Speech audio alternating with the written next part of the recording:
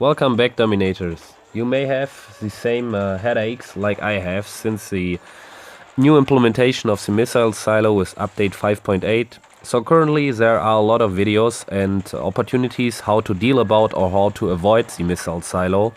What I do in this video is not completely reinvent the wheel. I'm just summing up and drawing some conclusions as well as breaking down for lower players how to deal about the missile silos, because especially in the global age you will have to face it without that much opportunities like tactical helicopter or tank destroyers like you have in the atomic age. The first method, which I think is worth to take into consideration, is quite as easy as simple. If you are considering that the missile silo is always aiming for a clustered amount of hit points, you may have to, or you must have to, make sure that your main army, which is very fragile and so vulnerable to the missile silo, is not getting hit. And you can only do this by getting somewhere else on the map a higher amount of hit points. So now how you do this in particular, you can do some decoys and place some generals over there, but there is always some kind of dynamic and movement in it. So the decoys are not moving, the generals are probably moving, so there will be always some kind of risk and individual adapting to the enemy you are attacking, which is a quite solid method.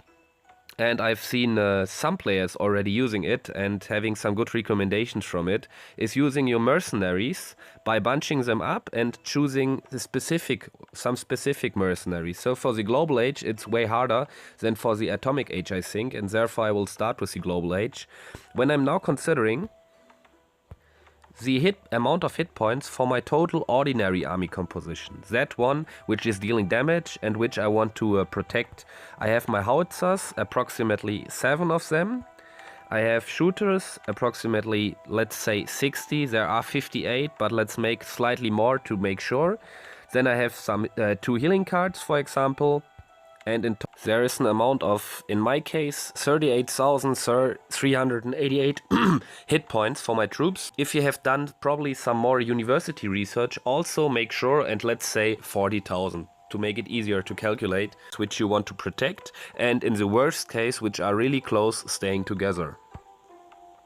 So now it's all about getting a higher sum of hit points by my mercenaries, or probably by my mercenaries adding some Jack Panzers have 22,480 hit points. I'm not pretty sure whether I have done some research on them, but let's say they have 22,000 again to make sure. So we need at least 2 if you want to get sure. Make sure totally you need 3 Jack Panzers to take with you. Or you need 5 Flampanzers, which will have in the sum of nearly 47,200 approximately hit points.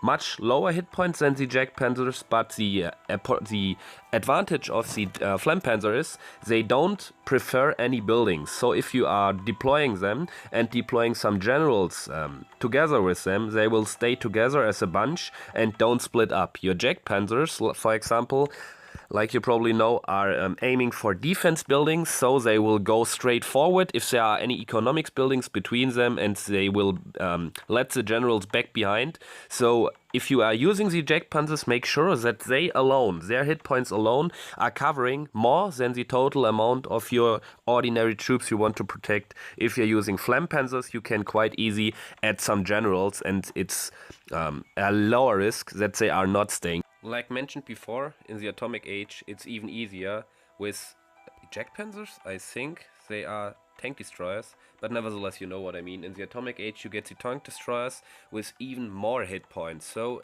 two tank destroyers alone have about 60,000. If you're taking 3, which most people are doing, or nearly all, you have 90,000 hit points. I'm pretty sure you are completely unable to get even close to this amount of hit points with your ordinary composition. So you don't have to talk about the tank destroyers are behaving like the Flampanzers, so they are not splitting up. You can even add some generals, and therefore it's way more easy to use them than to use Jack Panzers. In cases of generals, it's obviously pretty much only some kind of calculation how far you have researched them. I would definitely recommend Jeanne d'Arc. Jeanne d'Arc has, of all of the generals, the far highest amount of hit points.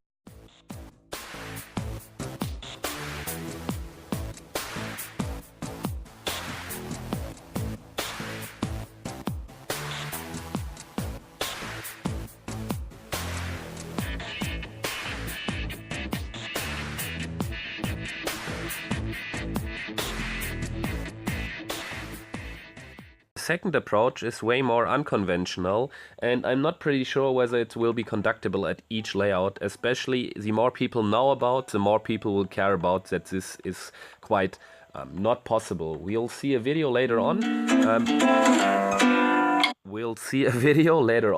And it will be about the tactical helicopter, so no opportunity for global age players again, which was the initial mentioned problem. Atomic age players have more opportunities, global age player lower ones, but nevertheless both have to face missile silos in future. And so for all atomic age players, there was some recommendation of another YouTuber, I'm not pretty sure what his name was, to use the tactical helicopter and get some infantry guys, bazookas, whatever. I prefer infantry guys if I'm thinking of all troop space which we are wasting, deploying them in the helicopter, then send the helicopter to the missile silo and drop the infantries to kill the missile silo. Most obvious problem of this strategy, the silo is going to be protected as well as the town center. So if you are deploying some infantry units nearby, you will also trigger town center defenders, which can be an easy pain in the ass.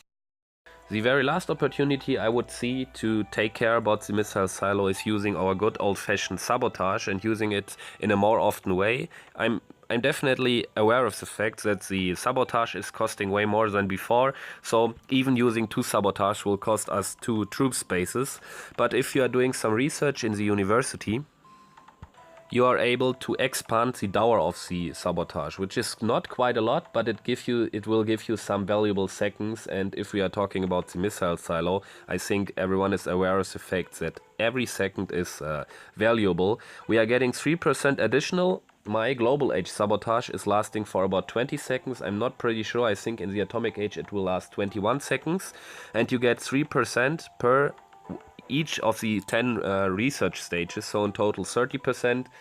That means for the global age it will be about 6 seconds additional, and for the atomic age probably 7 seconds. So you will get from 20, even 21 in the atomic, to 26 or 27 in the atomic age for the sabotage duration. So if you're using 2 sabotage tactics and probably, I don't know, 3 decoy tactics, this could be also some safety maneuver to make sure that even in the worst case you can disable